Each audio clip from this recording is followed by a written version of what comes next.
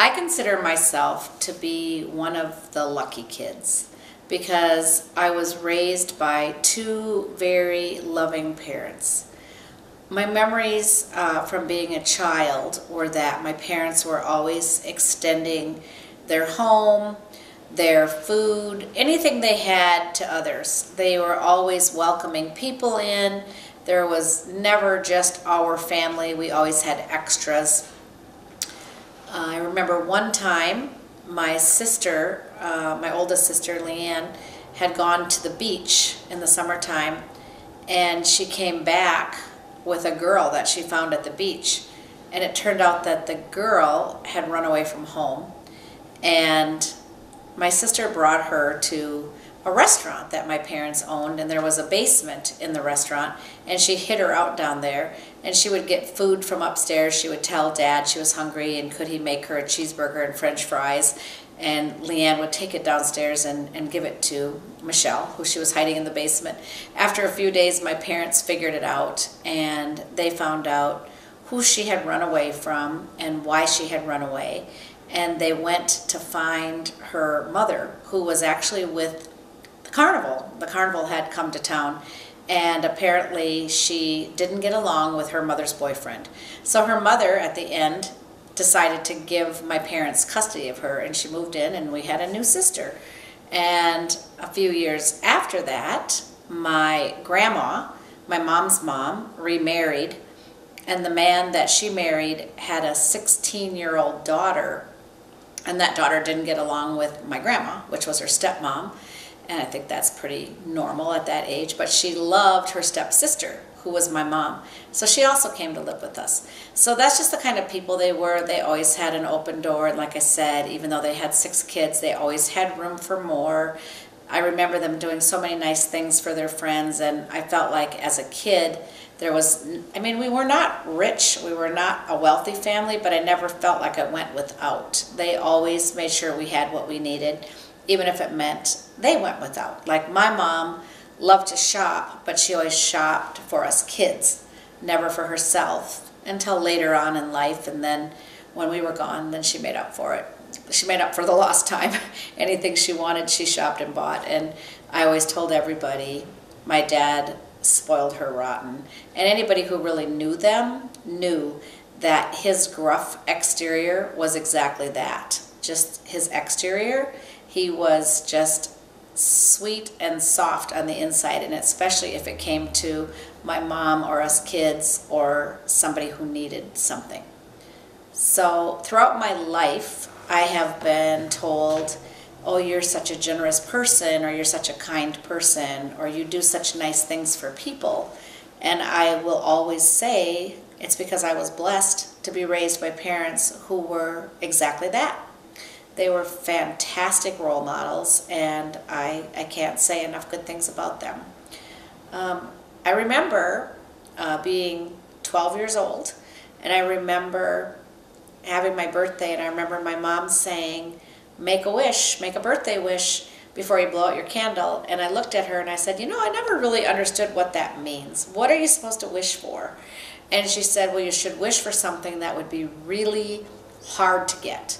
So as a 12-year-old, I guess I thought living to 60 would be really hard to get, because I remember wishing, I hope that I live to be 60 years old, and I hope that my mom and dad are both still alive.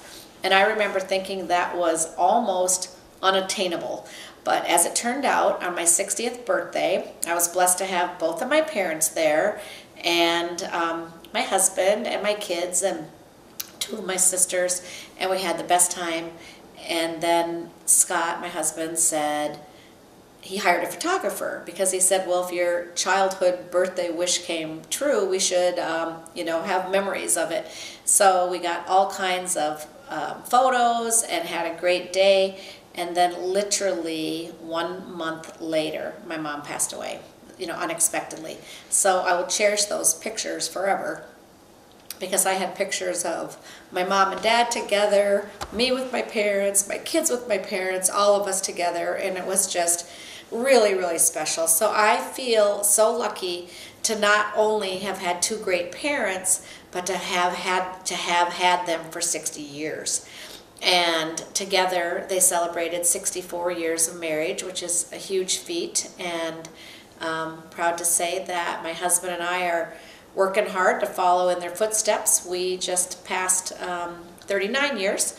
So again, something to be thankful for them, setting such a great example of love and dedication to each other. I feel really fortunate that Scott and I have our own business. We sell real estate together, which allows us to have a lot of freedom and flexibility with our schedule. Because at the end of my parents' lives, as they were aging and needing us more, we were able to be there for them. Whether it was, you know, once they got into their 70s, they still wanted to travel, but it was more difficult to travel alone. So we started to travel with them and take their annual trips to Mexico with them and take our kids along and go on a cruise with them. We took them with us to Alaskan cruise and they loved it. Or for my mom's 80th birthday, I took my mom and my dad and my daughter and my sister Renee and her 2 daughters, and we went on a cruise for my mom's 80th birthday. And those are memories that I'm never going to forget. It's funny because there was nothing I would rather do with my time than spend it with my parents. And it's not because, you know, my mom was really fun and she was really lighthearted.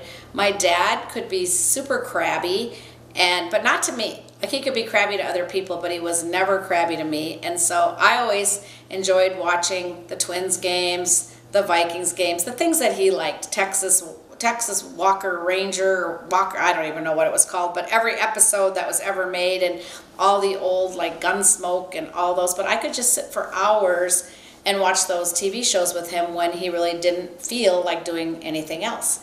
And then I was really lucky to have Scott be willing to sit with him while I would take my mom out and about on her shopping sprees or to go play cards with her cousins in Trempealeau or whatever she wanted to do. So I feel so grateful that those last years of their lives, I mean, honestly, we built this house across the street from them when my dad turned 70. So from the time he was 70 until the time he died at just before turning 89, and my mom just before turning 86. So we were really, really lucky to have all that time with them, and just lots of laughs and lots of memories. And it's so funny when we go in public because people are always telling me stories about things that my dad said or did, and I could just hear him saying it or doing it. And same with my mom. People have just crazy memories of her. She was always the one that wanted to dress up in the most outlandish costumes at Halloween and wear the green wig and walk in the St. Patrick's Day parade or whatever. Everybody remembers her as being very fun-loving and good-spirited, and that she was. And everybody remembers my dad as being no nonsense, to the point, says what's on his mind, no holding back. Trust me, you never had to wonder what he thought of you because he would tell you. And I also loved that about him. So I just, again, to summarize, I feel most grateful of anything. Well, no, I can't say that because I'm also very grateful to be a mom, but very, very grateful to have been blessed with such amazing parents and to have had them for 60 amazing years, to have lived so close, to have spent so much time with them, to be able to give back to them for everything that they gave to me, and to be with them both when they died, and to be able to say I'll never have any regrets because there's nothing I would have done differently. So I guess that's it. I'll talk a little about our adventures that we used to go on when Wayne, before we had kids, Wayne was an avid dog track lover. He'd love to go to the dog races. And he would take us, and I think that's why I don't mind driving 6 hours to Lawrence, Kansas with my son for a basketball game and driving back home, because I'm so used to that with Wayne. But we would drive all the way out to Sioux Falls, South Dakota in his little Vega, small red Vega, and we'd pack in probably 4 of us for sure, Bertie, Wayne, myself, and Robin, and sometimes we'd take, you know, Renee or a third person with us, and we would drive all the way out to Sioux Falls to watch the dog races, have a absolutely ball of a time, and then drive all the way home. And we had so much fun. I think of all the times, and he never lost. He always won money. That's one thing I knew about the family that I married into. They were all lucky. They all had a gift, and they would magically win all the time. Robin wins. My son wins now. I'm still not as good at the casino as they are, but and then on another trip we went on, we were going back to Sioux Falls for a dog track race, and we got Robin and me and Bert and a friend of Robin's was supposed to meet us at a certain time. Well, it seems they all went out a little bit too long that night and overslept and didn't pack, so they had to put all their stuff in their suitcase really fast and throw it in the car. Well, by the time we got to the hotel that night after the races, we found out that Tracy, who came with us, I think she just packed tops, and Robin's mom only packed bottoms. So one had no tops and one had no pants. So those are the trips that I hold dear to my heart. We had some great times traveling with those two, and I'll never forget them. The times of taking care of them towards their twilight years were pretty important.